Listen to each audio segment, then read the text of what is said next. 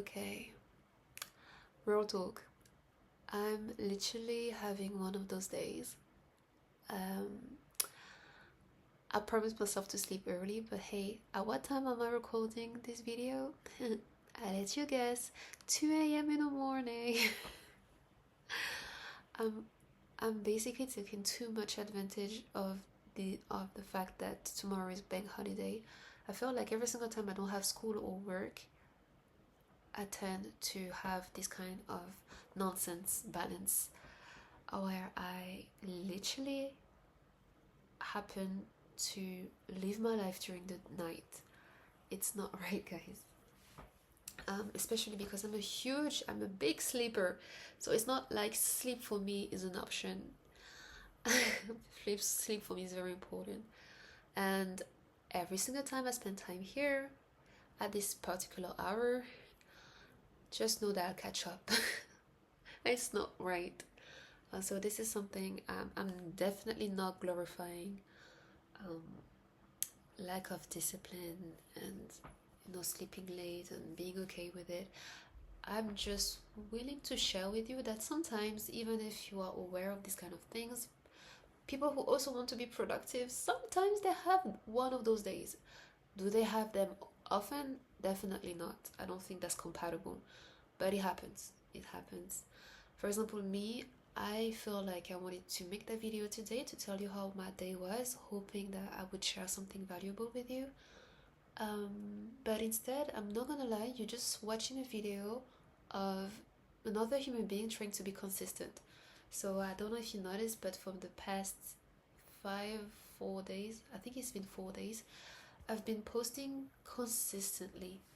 And that's huge because for someone who, if you know my story, I've been wanting to share my day-to-day um, with the family of the internet for the past 14 years of my life. And what has stopped me and blocked me was this sense of waiting for the right time, or at least not necessarily the right time, but the right setting, the right topics. Everything had to be in place.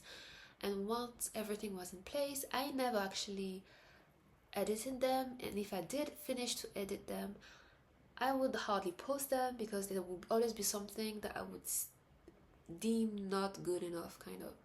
And the rare videos you saw make it online, I think it was because I kind of had to force myself to just post because there were so many other videos I didn't get to post.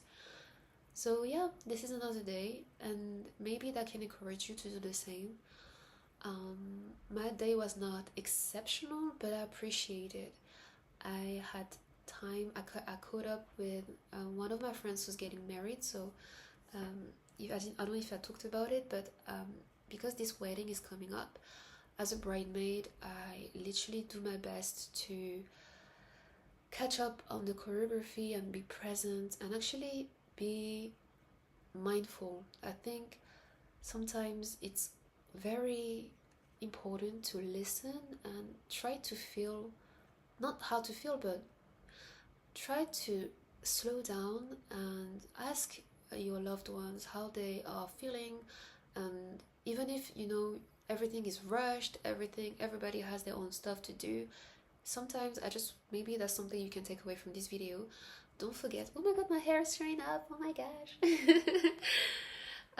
Listen, just remember that it's to take that time to ask them how they are. It could be a text, it could be a little chit chat before you actually get to rehearse, before the others come. Take that time to just chat. It can be immensely beneficial, not only to your loved one, to your friends or your colleagues sometimes, but also to you, because you realize that, hey, you are aware of another reality. You are also, like, I usually use the conversation I have with my entourage to reflect on myself as well. I try to reflect a lot. I'm very, very grateful because I feel like every single time I have more life experience and more wisdom, it's because I got to be granted the gift of sharing or having other people sharing their stories with me and being vulnerable with me. And to me, that's something that I value, because it's not supposed to be taken for granted. But on top of that, these people also give me the opportunity to learn more about myself, about the world around me, and also just learn from their mistakes, from their successes. So yeah, try to be mindful of this very precious moment and ask them if they are doing okay, how they're doing, and do not content yourself with the usual, hey, I'm fine, and I'm fine and you. To avoid that, I tend to be specific. Like, for example, oh, so I've been absent for the past 2 weeks. Um, how has the schedule been for you lately? You see how specific I am with my conversation? I'm not just literally asking something random like, hey, how are you? Like, I feel like this is too big of a question for certain people. Just because they're not used to that. They don't even know. Sometimes I realize that a lot of people I talk to, they're so not used to be mindful, or at least take the time to slow down, or journal, or have maybe this kind of interaction often, that they tend to not even know themselves. And while answering to you, they have to really dig deep. And that's why those kind of interactions are very important, especially for us, our Gen Zs. We need that. We need to take that time, especially offline if you can. Online is also good, as long as you try to do your best to connect. So yeah, I'm also talking to my introverted people, because I know you guys feel like you always want to be by yourself, but I'm ambivert, meaning that I'm both extremes. I have all the sides of an introvert, but thank God, I don't know if it's society, life, just sense of duty, that actually pushed me to actually develop the other side. So being extrovert too. So being an ambivert actually gives you a lot of social advantages, but you do need to be mindful of times where you just want to be in your own cocoon. As you know, I feel like introverts know what I'm talking about. You need that time to recharge.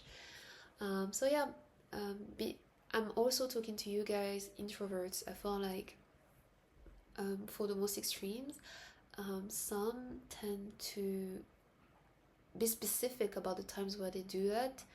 I'm imploring you guys, I'm actually begging you guys to actually schedule that time where you actually think about asking others how they're doing, without actually thinking that it's not because you actually check up on them that they are going to tell you to go out. Okay, sometimes you have to learn also how to say no, and sometimes you also have to drop that fear of, hey, if I'm going to talk to that person, maybe they're gonna want to see me and I wanna have to go out. Just know just know that your friends, they actually know you. They know that you're not that kind of person. If you're an introvert, if you're a true introvert, your close one know when you don't want to go out. And if you actually tell them you don't want to go out, they're going to be okay with it. Just check up on them, check up on your family, check up on your friends, check up on your loved ones. And even, I don't know, I feel like I encourage you to, sometimes if you see that someone is down, mind your business, but always try to mind your business, hey.